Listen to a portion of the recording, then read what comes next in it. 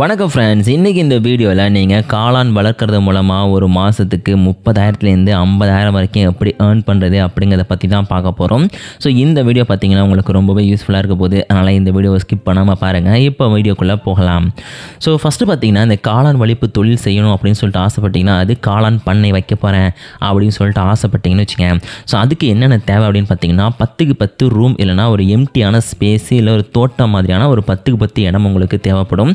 So அடுத்து பார்த்திங்கன்னா அந்த காளான் விதைகள் வந்து உங்களுக்கு தேவைப்படும். ஸோ காளான் விதைகள் இருந்தால் தான் காளானை வந்து உங்களால் உற்பத்தி பண்ண முடியும். ஸோ அடுத்து பார்த்திங்கன்னா ஒரு பாலித்தீன் பை தேவைப்படும். ஸோ பாலித்தீன் பை எதுக்கு அப்படின்னு பார்த்திங்கன்னா, காளான் பெட்டிங் பண்ணுறதுக்கு பார்த்திங்கன்னா இந்த ஒரு பையை தான் வந்து யூஸ் பண்ணுவாங்க. ஸோ அடுத்து பார்த்திங்கன்னா வைக்கோல்னால் உங்களுக்கு என்னென்னு தெரிஞ்சிருக்கும். இந்த நெல்லை அடிக்கிறது மூலம் கிடைக்கிது பார்த்திங்கன்னா, அந்த ஒரு சக்கை தான் பார்த்திங்கன்னா வைக்கோல்னு சொல்லுவாங்க. ஸோ இதை பார்த்துட்டிங்கன்னா காஞ்சு போனதாக இருக்கிறது வந்து ரொம்ப ரொம்ப பெஸ்ட்டு. ஸோ அடுத்து பார்த்திங்கன்னா உங்களுக்கு வந்து ஒரு 100 லிட்டர் தண்ணி பார்த்திங்கன்னா ஒரு நாளைக்கே தேவைப்படும். ஏன் அப்படின்னு பார்த்துட்டிங்கன்னா, ஆக்சுவலி வந்து இந்த ஒரு காளான் வந்து அதிகமாக தண்ணியை உறிஞ்சி எடுக்கும். ஸோ தண்ணி எந்த அளவுக்கு வந்து உறிஞ்சி எடுக்குதோ அந்த அளவுக்கு பார்த்திங்கன்னா காளான் வந்து ரொம்ப செழிப்பாக வளரும். அதனால் முடிஞ்ச அளவுக்கு பார்த்துட்டிங்கன்னா தண்ணி இருக்கிற ஏரியாவில் வந்து இந்த ஒரு ஜாபை நீங்கள் பண்ணுறதுக்கு ட்ரை பண்ணுறது ரொம்ப ரொம்ப நல்லது.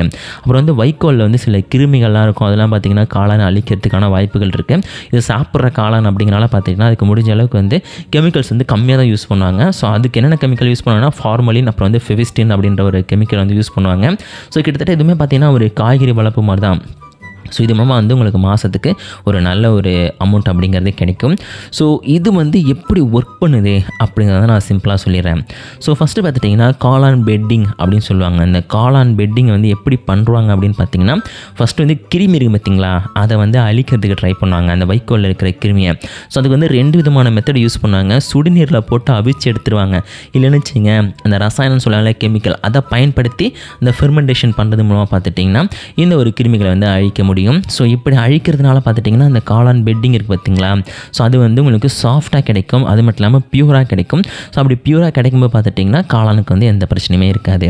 ஸோ எப்படி வந்து ஃபஸ்ட்டு அந்த கொதிக்கிற முறையில் வந்து நீங்கள் காளான் பெட்டிங் செட் பண்ணுறது அப்படின்னு பார்த்தீங்கன்னா, நல்லா காஞ்சிருக்கிற வைக்கோலை வந்து சின்ன சின்ன துண்டாக வெட்டி அதுக்கப்புறம் பார்த்துட்டிங்கன்னா அதை வந்து 8 மணி நேரம் வந்து நீரில் ஊற வச்சிடணும். அது சுடுநீரில் ஊற வச்சுட்டு 10 நிமிஷம் பார்த்துட்டிங்கன்னா கொதி நீரில் போட்டு எடுத்தோன்னு வச்சுக்கோங்க, அவிச்சோன்னு வச்சுங்க, வைக்கோலில் இருக்கிற எல்லா கிருமியும் அழிஞ்சிரும். இதுதான் பார்த்திங்கன்னா ரொம்ப ரொம்ப பெஸ்ட்டான மெத்தடு, ரொம்பவே இயற்கையான ஒரு மெத்தடு, ஆர்கானிக் மெத்தடு அப்படின்னு சொல்லலாம். ஸோ இந்த முறையில் நீங்கள் பண்ணி எடுக்கிறதுல பார்த்துட்டிங்கன்னா பொதுவாக வந்து அந்த கிருமிகள் எல்லாமே அழிஞ்சிடும், ரொம்ப சாஃப்டாக இருக்கும். இதை வந்து ஒரு பாலித்தீன் கவரில் கட்டணும். ஸோ பாலித்தீன் கவரில் கட்டி 8 அடுக்காக வந்து நீங்கள் கட்ட வேண்டியிருக்கும்.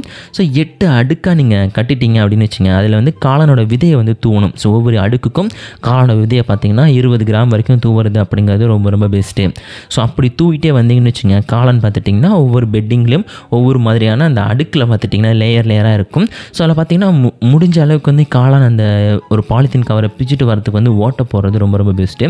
ஸோ அப்படி போடும் பார்த்திங்கன்னா 3 துளையாவது மினிமம் போட்டிருக்கணும். ஸோ இது மாதிரி பார்த்திங்கன்னா ஒவ்வொரு பக்கத்துலேயும் வந்து 12 துளைகள் அப்படிங்கிறது அந்த மொத்த காளான் பெட்டிங்லேயுமே இருக்கணும். ஸோ இப்படி நீங்கள் பண்ணி அதில் தண்ணியில் வச்சுட்டு மணலில் போட்டுட்டு பார்த்துட்டிங்கன்னா ஒவ்வொரு நாளும் வந்து தண்ணி தெளிச்சிக்கிட்டே இருக்கணும். ஸோ இப்படி தண்ணி தெளிச்சிக்கிட்டே இருக்க பார்த்திங்கன்னா 10ஆவது நாள்லேயே வந்து காளானோட விதையை வந்து வெள்ளை நிறமாக அப்படியே துளிர்றதை உங்களால் பார்க்க முடியும். ஸோ அதுக்கப்புறம் 27 நாள் கழித்து பார்த்துட்டிங்கன்னா ஆட்டோமேட்டிக்காக காளான்லேருந்து மொட்டுகள் வந்துடும். ஸோ இப்படி வரனால பார்த்துட்டிங்கன்னா உங்களுக்கு அறுவடை பண்ணுற லெவலுக்கு பார்த்துட்டிங்கன்னா 3 நாட்கள், அது கிட்டத்தட்ட 30 மாதத்துலேயே, அது 30 நாள்லேயே பார்த்துட்டிங்கன்னா உங்களுக்கு வந்து இந்த காளான் கம்ப்ளீட்டாக ரெடி ஆகிடும். பொதுவாக இந்த காளான் வந்து 1 கிலோ அதிகபட்சமாக எவ்வளோக்கு போகுதுன்னு பார்த்திங்கன்னா 30லேருந்து 40 ரூபாய்க்கு போகுது. ஸோ அப்படி பார்த்துட்டிங்கன்னா நீங்கள் வந்து மொத்த விற்பனையாக எடுக்கும்போது ஒரு 90லேருந்து 100 ரூபாய்க்கும் பார்த்துட்டிங்கன்னா இதோட விலையை வந்து நீங்கள் செட் பண்ணிக்க முடியும். ஸோ இப்படி பண்ணுறது மூலமாக பார்த்துட்டிங்கன்னா உங்களுக்கு வந்து ஒரு நல்ல அமௌண்ட் அப்படிங்கிறது வந்து கிடைக்கும். ஸோ மஷ்ரூம் வந்து நிறைய பேர் இப்போ வந்து சாப்பிட ஆரம்பிச்சிட்டாங்க, நீங்கள் எல்லாரும் பார்த்துருப்பீங்க. அது மட்டும் இல்லாமல் வந்து இந்த பானிபூரி கடைகள்லாம் வந்து காளான் அப்படின்னு சொல்லி தனியாக வந்து அதை விற்கவும் ஆரம்பிச்சிட்டாங்க.